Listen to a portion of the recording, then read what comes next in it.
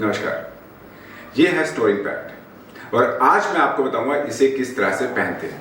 इस black portion को आप अपने चिन पे लगाएंगे और अपने फेस के अकॉर्डिंगली इसे एडजस्ट करेंगे